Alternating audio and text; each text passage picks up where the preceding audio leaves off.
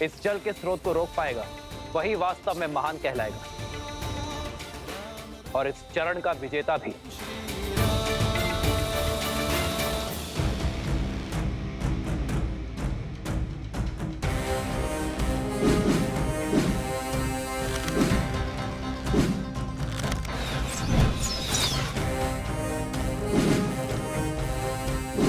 अरे वो रहे ऋषि कुमारों।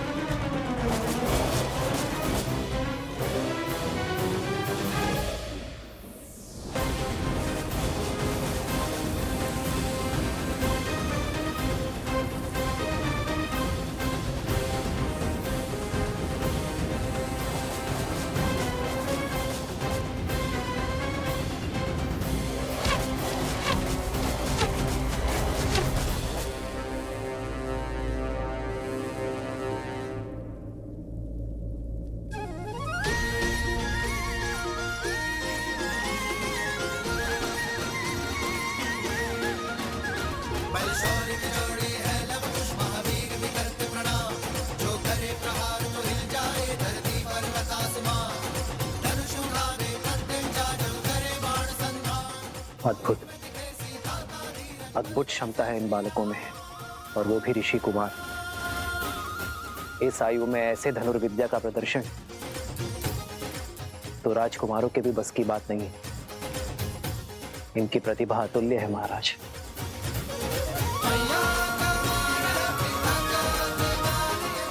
अरे रुको,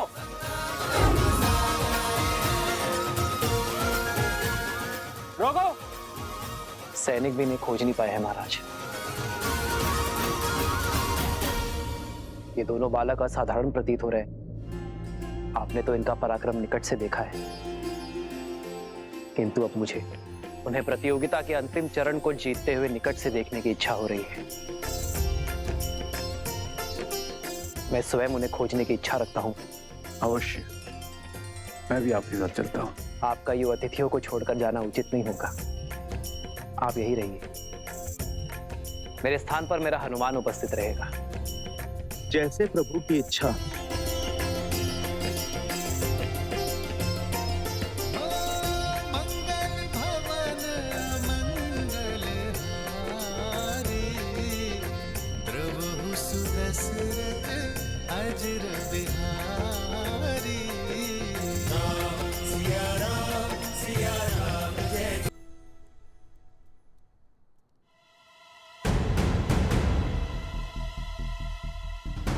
कुश, चलो प्रतियोगिता क्षेत्र के तनिक निकट चलते हैं। अब यहाँ सब हमारी खोज में लग जाएंगे।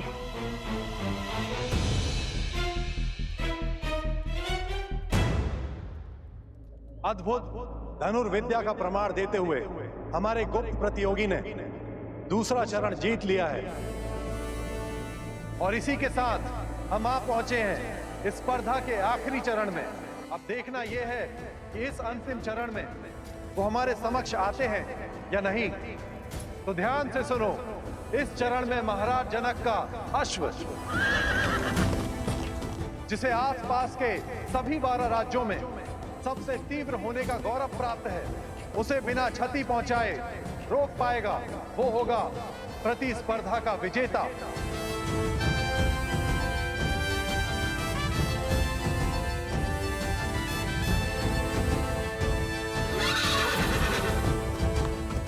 ये तो सच में असंभव है।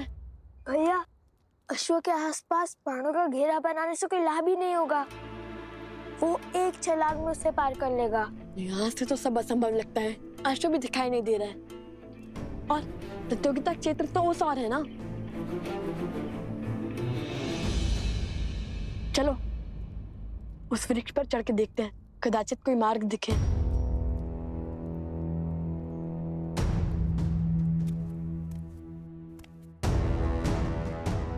सैनिक आ रहे, धनुष छुपाओ। ये लो।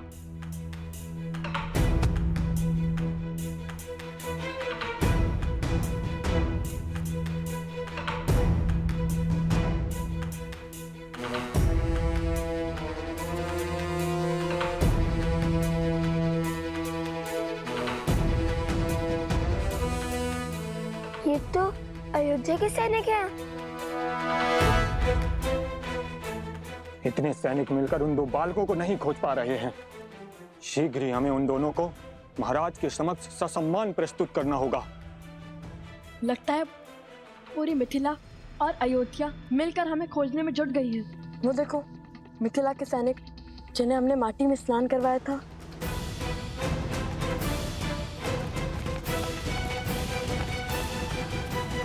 ये अकस्मात रुक क्यों गए?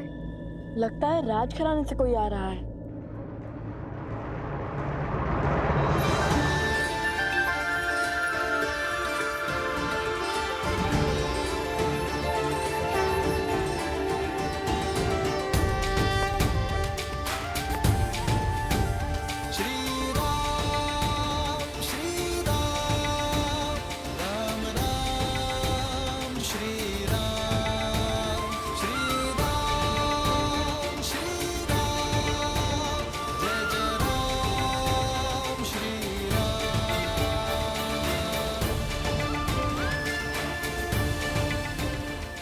अंततः भक्त को भगवान के दर्शन मिल ही गए।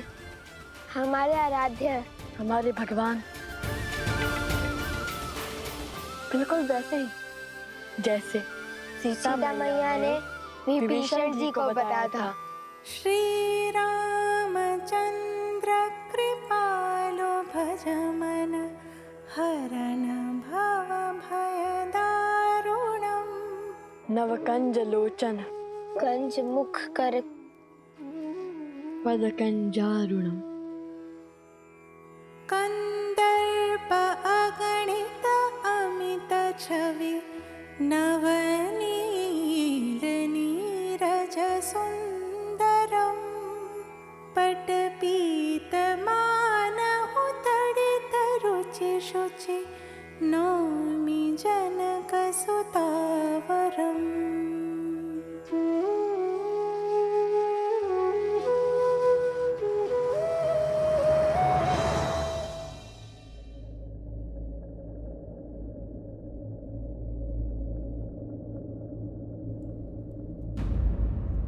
कुश, श्री राम के चरण स्पर्श करने के लिए इससे अच्छा अवसर नहीं मिलेगा हमें। चरण स्पर्श करे या स्पर्धा? कुमारों,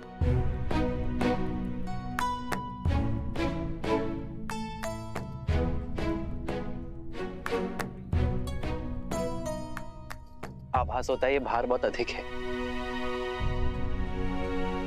लाइए मैं सहायता कर देता हूँ। नहीं नहीं नहीं, हम स्वयं ले जाएंगे। प्रतिदिन का कार्य है भद्र। आप दोनों बड़े परिश्रमी प्रतीत होते हैं। हमारी माता ने सिखाया है कि अपना कार्य सदा स्वयं करना, किसी की सहायता न लेना। बड़ी अच्छी सीख दी है कि तो मुझे आप दोनों की सहायता चाहिए कुमारों। क्या आपने हाथों में धनुष लिए दो ऋषि कुमारों को देखा है? केश भी लंबे हैं उनके। हाँ हाँ, उस ओर गए वो दोनों ऋषि कुमार।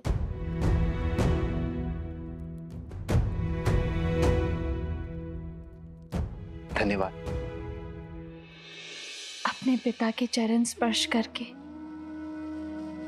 आशीर्वाद लेना हमारे पुत्रों की नियति में नहीं,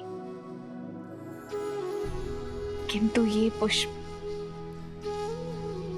वो दोनों ही लेकर आए हैं आर्य। इसमें उनका स्पर्श है, स्वीकार कीजिए।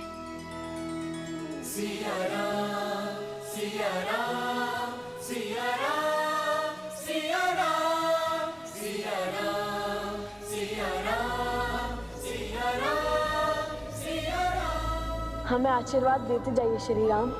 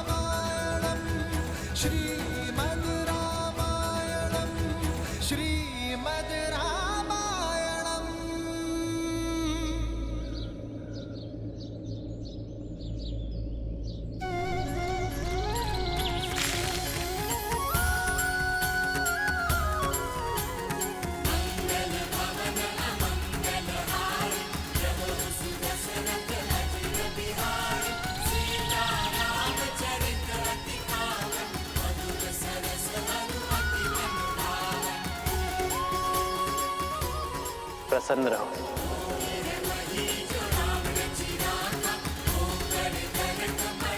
चिरंजीवी रहो, यशस्वी रहो।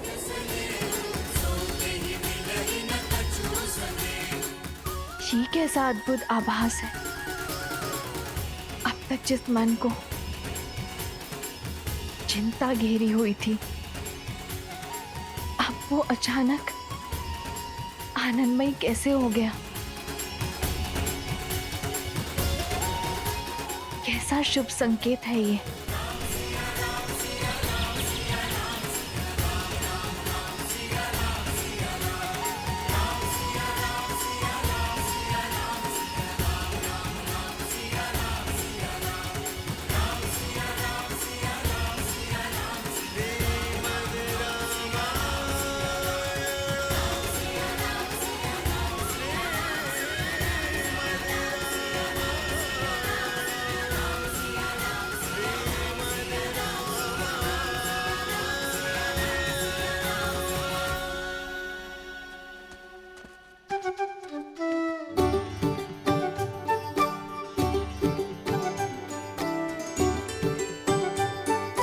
बुरी बात, असत्य क्यों कहा तुमने? हम तो यही हैं। सत्य। और मैंने तो केवल इतना ही कहा था कि वो दो ऋषि कुमार उस ओर से आए थे और हम भी तो उसी ओर से आए, तो हम भी थे ना उसी ओर से। सत्य को तर्क में मत उलझाओ खुश। श्री राम से असत्य कहा है तुमने। प्रतियोगिता जीतने के बाद जब हम प्रभु श्री राम से मिलेंगे तो हमें उनसे क्षमा मांगनी होगी, समझे तुम? समझ गया भ्राता श्री। अब चलिए, वहाँ कोई सैनिक नहीं है। चलो।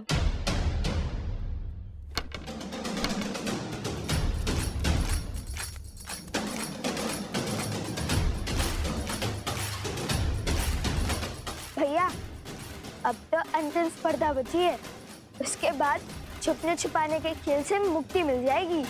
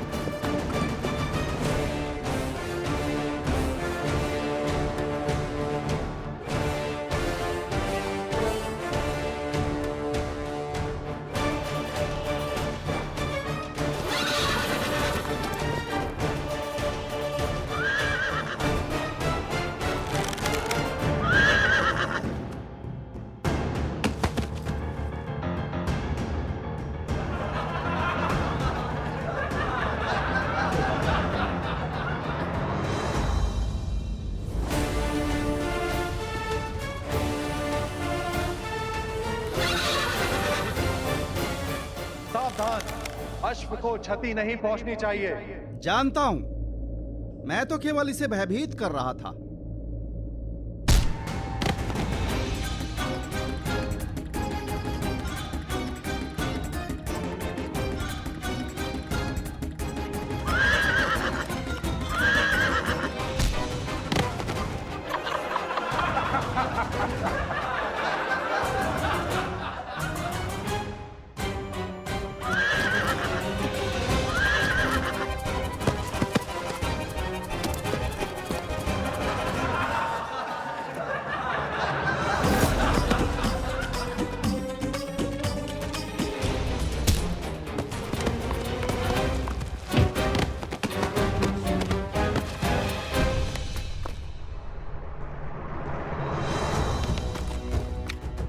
अश्व प्रतियोगिता के स्थल से बाहर निकल चुका है भैया।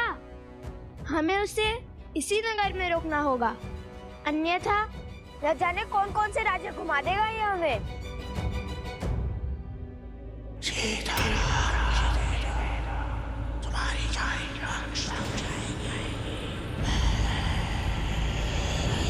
ये किस राक्षसी शक्ति का आभास हुआ मुझे?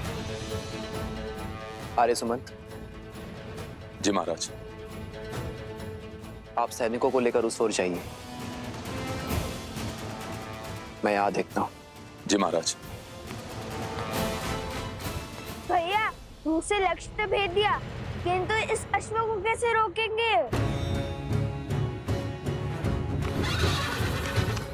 श्री राम से क्षण भर की भेंट भी जन्मों के संकट टाल देती है। तुम देखना, उनके दर्शन का लाभ अवश्य मिलेगा हमें। किंतु उन्होंने तो कभी कोई अश्व नहीं रोका था। रोका था क्या?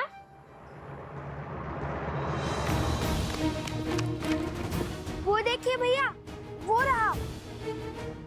कुछ सोचिए भैया, कैसे रोके इस अश्व को?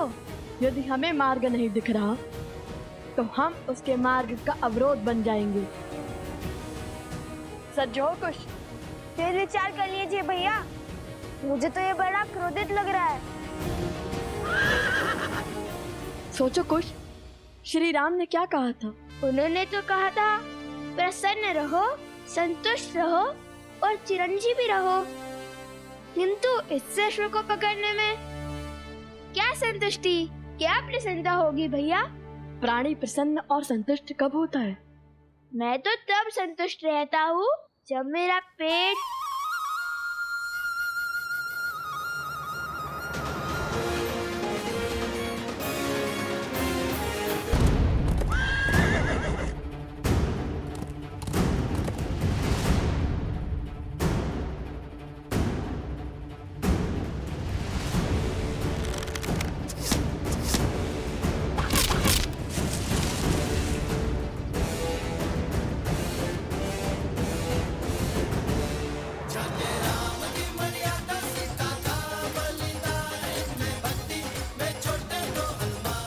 प्राणी तब संतुष्ट होता है जब उसका पेट भरता है। महाराज की जय हो। महाराज, दोनों ऋषि कुमारों ने अश्व की भूख मिटाने के लिए उसके आगे पत्तों का भंडार लगा दिया है। अब वे अश्व को लेकर प्रतियोगिता क्षेत्र में आ रहे हैं महाराज।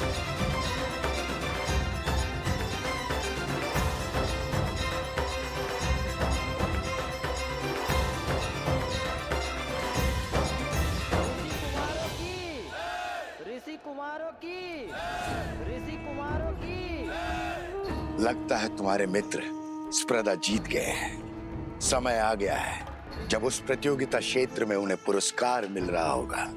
तब पूरे नगर के समक्ष तुम्हें उन्हें जीवन का सबसे बड़ा आघात देना होगा। संसार को बताना होगा कि लवकुश सीता के पुत्र है। जो सत्य देवी सीता ने संसार से छुपाए, स्वयं भगवान वाल्मीकि भी जिसे उजागर नहीं करना चाहते, वो आप क्यों सबके सामने लाना चाहते हैं? क्या मिलेगा आपको माता सीता और लवकुश को दुख पहुंचाकर? जिज्ञासा, ये सत्य जब सामने आएगा तो संसार में विविध प्रकार के विचारों का जन्म होगा। कोई राम से इसलिए घृणा करेगा क्योंकि उसने अपनी गर्भवती पत्नी का त्याग किया। कोई सीता पर संदेह करेगा। मैं कुछ नहीं कहूंगा, चाहे तो आप मेरे सर के टुकड़े टुकड़े कर दे। लगता है मुझे अपनी मायावी शक्तियों से ही तुमसे अपनी बात मनवानी पड़ेगी।